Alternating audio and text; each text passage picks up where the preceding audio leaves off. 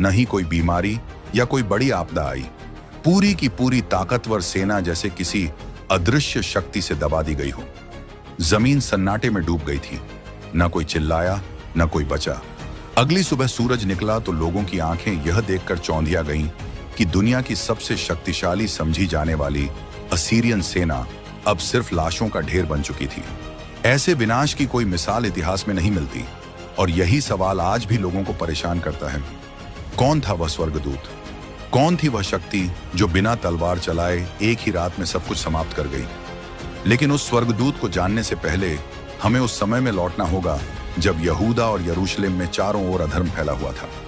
जहां कभी परमेश्वर की आराधना होती थी, अब वहां बेजान मूर्तियों को पूजने का चलन बन गया था। राजा आहाज का शासनकाल इजराइल के इतिहास का एक अंधकारमय अध्याय था। उसने लोगों को सच्चे परमेश्वर से हटाकर झूठे देवताओं की ओर मोड़ दिया।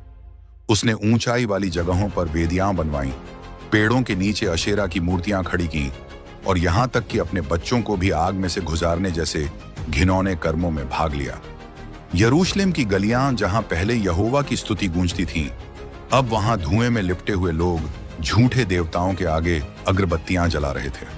मंदिर का मुख्य द्वार बंद कर दिया गया था। पुजारी निष्क्रिय हो गए थे, बलिदान रुक गए थे।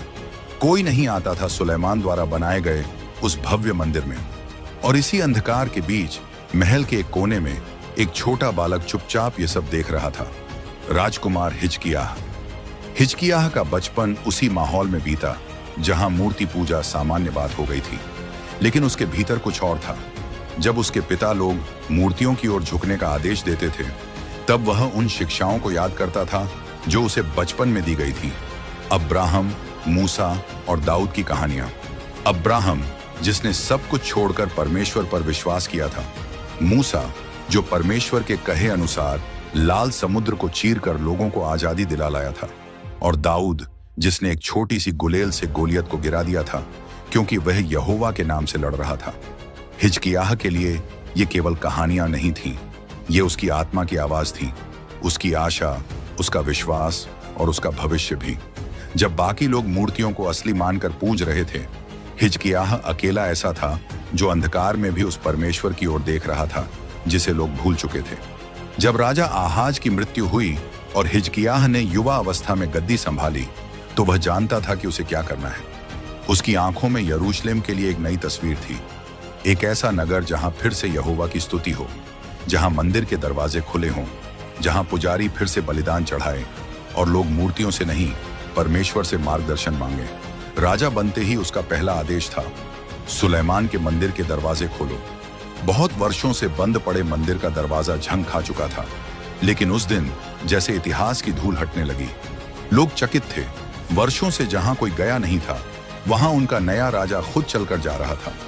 हिजकिय्याह ने पुजारियों और लेवियों को बुलाया और आदेश दिया, तुम अपने आप को शुद्ध करो और यहोवा के घर को पवित्र बनाओ। जितनी गंदगी है सब बाहर निकालो। आज से हम अपने परमेश्वर की ओर लौटेंगे। और इसके साथ ही शुरू हुआ एक ऐसा आध्यात्मिक आंदोलन जिसने पूरी यहूदा की आत्मा को झकझोर कर रख दिया। पुजारी दिन रात मंदिर की सफाई में जुट गए। लोग अपने घरों से मूर्तियां बाहर निकालने लगे। गली गली में हथौड़ों की आवाज गूंजने लगी। ऊंचाई पर बने वेदियां तोड़ी जाने लगी। वो मूर्तियां जो एक समय लोगों की आस्था का केंद्र थीं, अब टूटी हुई पड़ी थीं। और यह सब केवल इसलिए हो रहा था क्योंकि उनका राजा हिजकिय्याह जानता था कि सच्ची शक्ति केवल यहोवा में है। मंदिर में फिर से गीत गाए जाने लगे। वेदी पर बलिदान चढ़ाए जाने लगे। लेवी फिर से तुरहियां बजाने लगे। लोग इकट्ठा होकर परमेश्वर की आराधना करने लगे। और यह कोई एक दिन की बात नहीं थी, यह एक पुनर्जागरण था, आत्मिक क्रांति। हिजकिय्याह ने पूरे देश में पत्र भेजे, दूर दूर के गांवों और शहरों में संदेशवाहक भेजे और सबको बुलाया कि वे पास्का पर्व मनाएं। वह पर्व जिसे उनके पूर्वज मिस्र से निकलने के बाद पहली बार मनाया करते थे। जब लोग मंदिर में इकट्ठा हुए तो वह दृश्य अविस्मरणीय था। वर्षों बाद वह मंदिर फिर से आराधकों से भर गया था। लोगों की आंखों से आंसू बह रहे थे। स्तुति और आराधना के स्वर फिर से गूंजने लगे थे। और यह सब हुआ क्योंकि एक युवा राजा ने परमेश्वर पर भरोसा किया और अपने देश को फिर से उसके सच्चे मार्ग पर ले जाने का निश्चय किया। लेकिन हिजकिय्याह केवल मूर्तियों को गिराने में रुका नहीं। वह चाहता था कि लोग समझें कि वे कौन हैं, कहां से आए हैं और किसके वचन से जुड़े हुए हैं। वह उन्हें अब्राहम के वचन याद दिलाने लगा, वह प्रतिज्ञा जिसे परमेश्वर ने कहा था, तेरे वंश के द्वारा पृथ्वी की सारी जातियां आशीष पाएंगी। वह मूसा की अगुवाई याद दिलाने लगा, जब परमेश्वर ने उन्हें मिस्र से छुड़ाया था और बादलों और अग्नि के खंभे से रास्ता दिखाया था। वह उन्हें यह भी याद दिलाने लगा कि कैसे दाऊद ने हर युद्ध में यहोवा से पूछा, क्या मैं जाऊं? और जब परमेश्वर ने कहा हाँ, तभी वह आगे बढ़ा और विजयी हुआ। हिजकिय्याह जानता था कि अगर केवल मूर्तियां हटेंगी और लोगों के दिल नहीं बदलेंगे तो फिर वही स्थिति लौट आएगी। इसलिए उसने लोगों के दिलों को परमेश्वर के वचनों से जोड़ने का काम शुरू किया। उसने उन्हें याद दिलाया कि वे एक सामान्य राष्ट्र नहीं हैं, बल्कि एक चुना हुआ लोग हैं।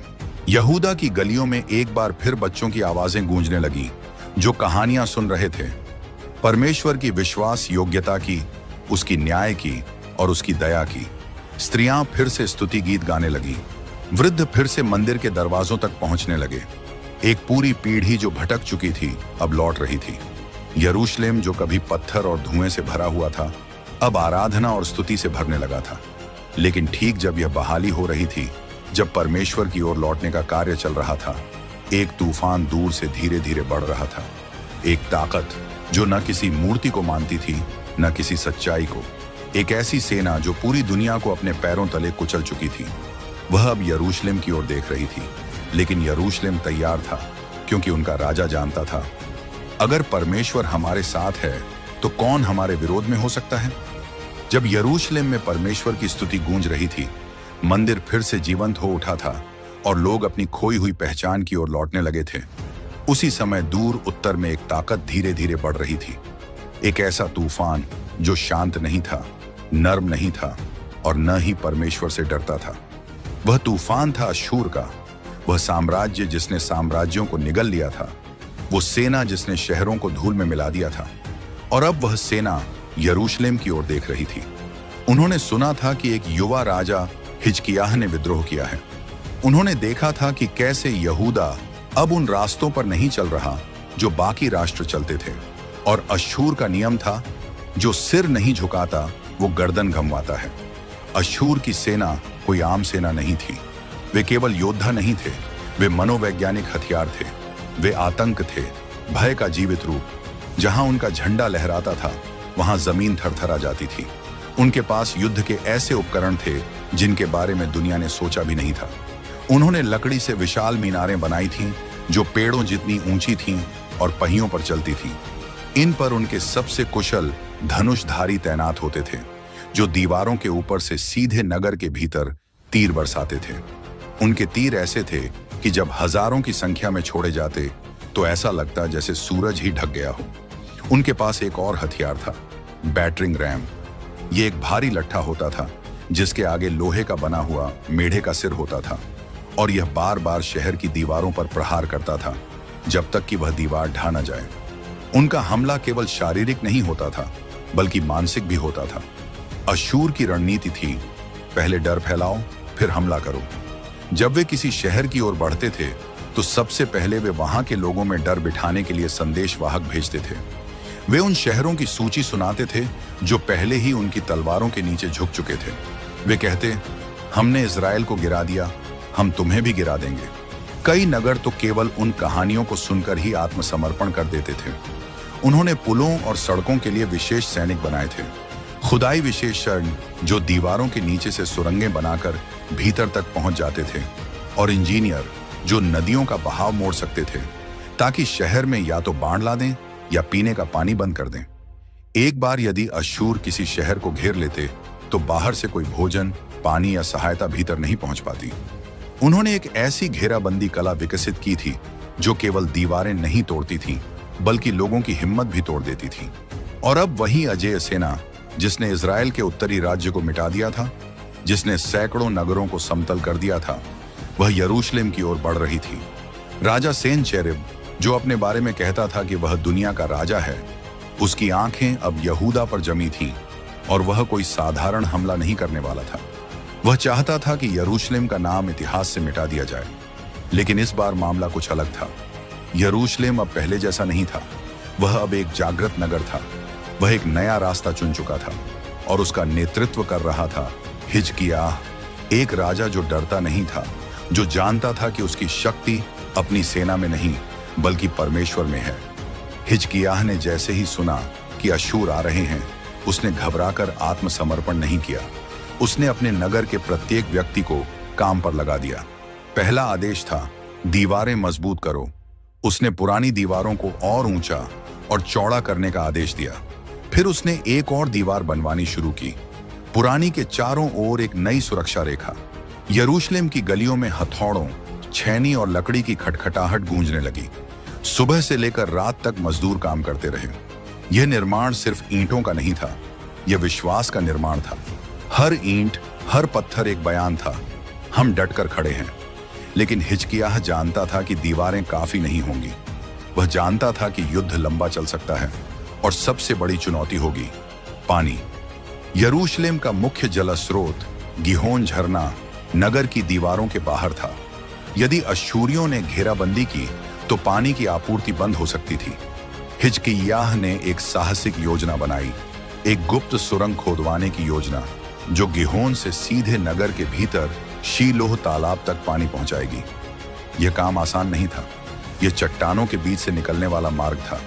मजदूरों ने दोनों ओर से एक साथ खुदाई शुरू की, बिना यह जाने कि वे बीच में मिल पाएंगे या नहीं। लेकिन उनकी मेहनत रंग लाई। यह सुरंग आज भी इतिहास में इंजीनियरिंग का एक चमत्कार मानी जाती है। इसी के साथ साथ हिजकिय्याह ने खाने पीने का भी प्रबंध शुरू किया। उसने अनाज, तेल और शराब इकट्ठा करवाया। उन बर्तनों पर LMLK की मुहर लगवाई ताकि हर बर्तन यह गवाही दे कि यह संकट की घड़ी के लिए तैयार किया गया है। पूरे नगर में गतिविधि तेज हो गई।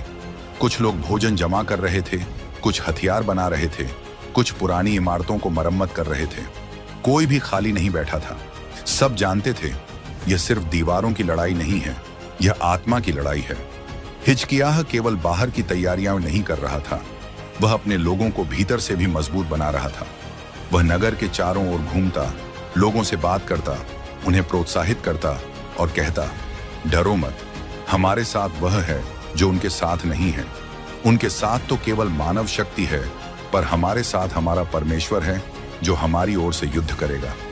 लोगों के दिलों में जो डर था वह अब आशा में बदलने लगा। वे समझ गए थे कि चाहे शत्रु कितना भी बड़ा क्यों ना हो, उनका राजा उनके साथ खड़ा है और सबसे बढ़कर उनका परमेश्वर उनके साथ है।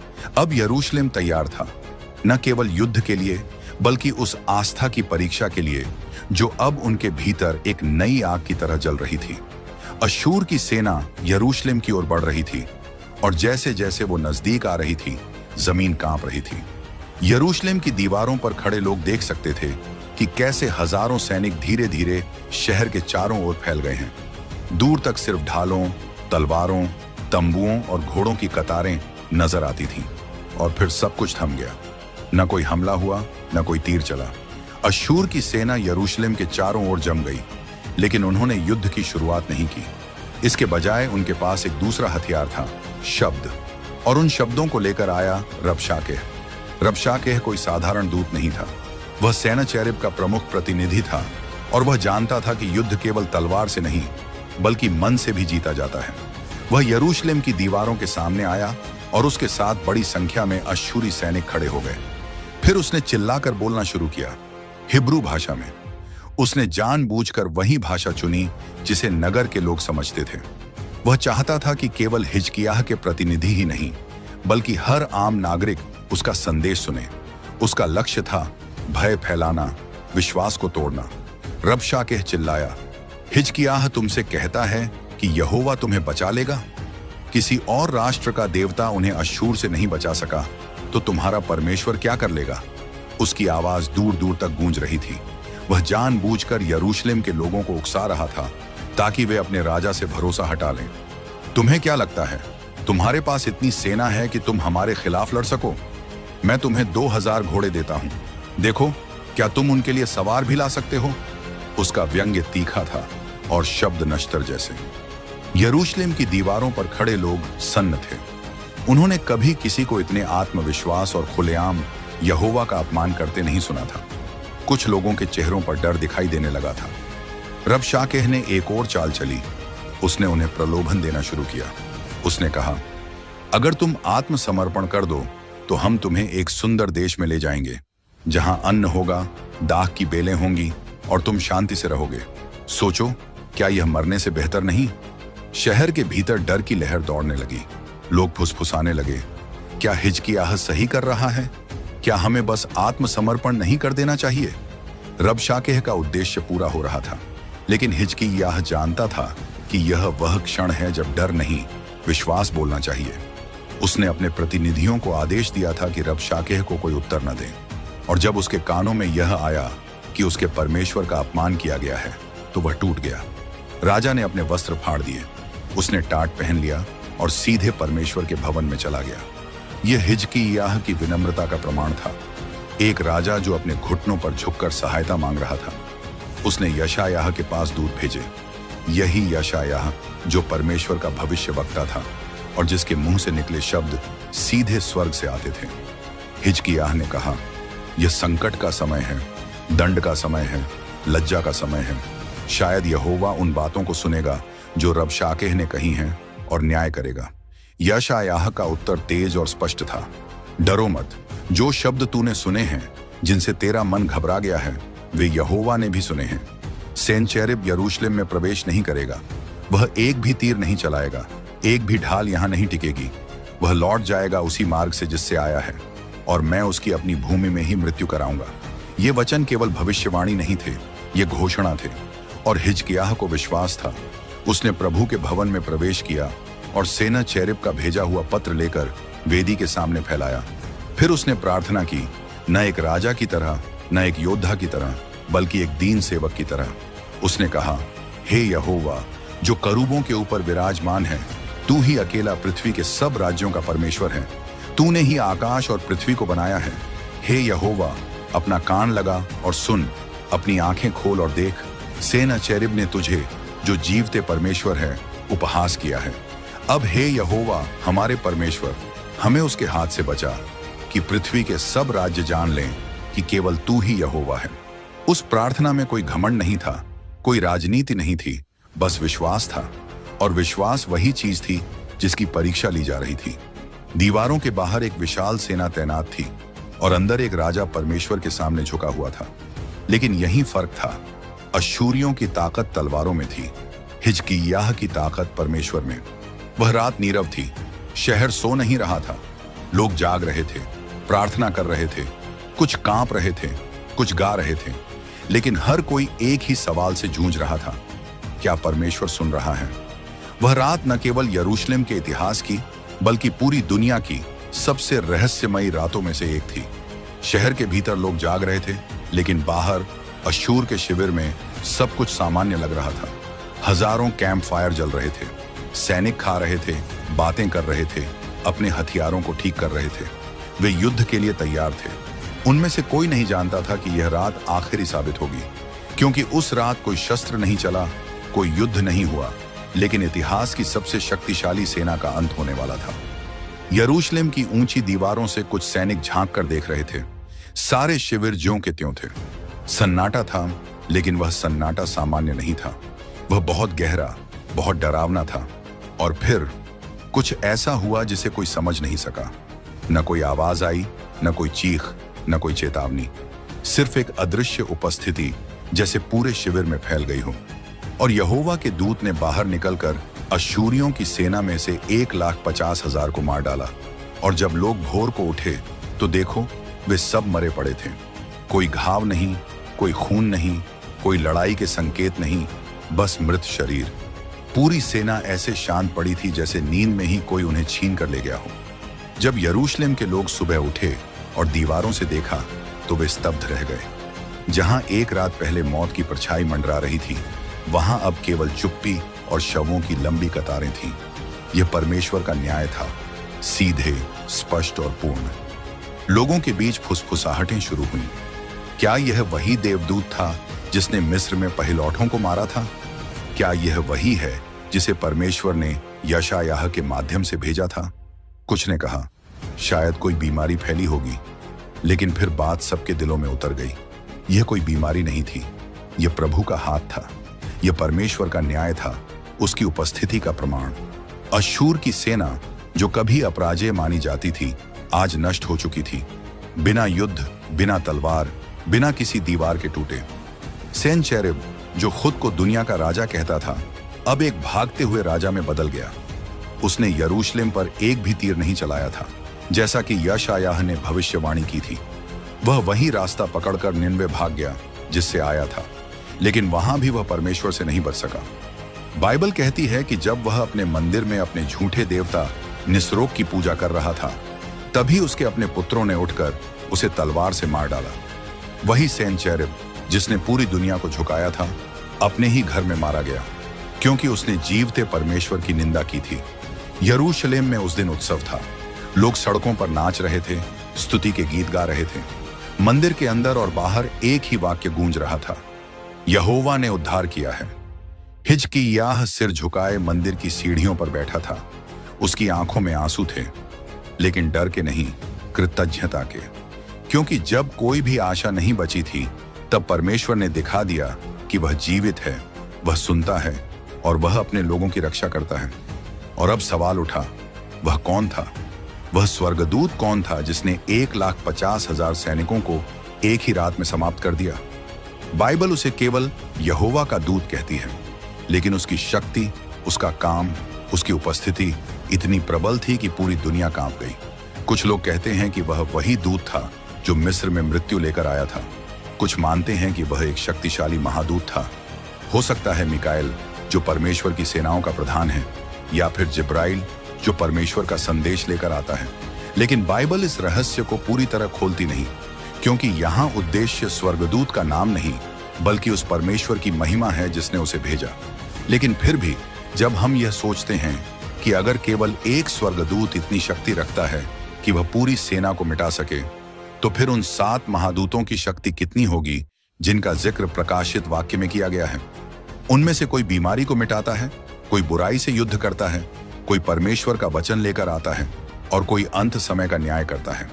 और जब ये सभी महादूत एक साथ कार्य करते हैं, तो स्वर्ग और पृथ्वी दोनों हिल जाते हैं। यरूशलेम की वह रात यह सिखाती है कि कोई भी सेना, कोई भी ताकत, कोई भी राजा, चाहे वह कितना भी शक्तिशाली क्यों ना हो, परमेश्वर की इच्छा के विरुद्ध टिक नहीं सकता। और परमेश्वर जब किसी के पक्ष में होता है, तो उसे बचाने के लिए उसे न तलवार की जरूरत होती है, न ढाल की। उसे बस एक स्वर्गदूत भेजना होता है।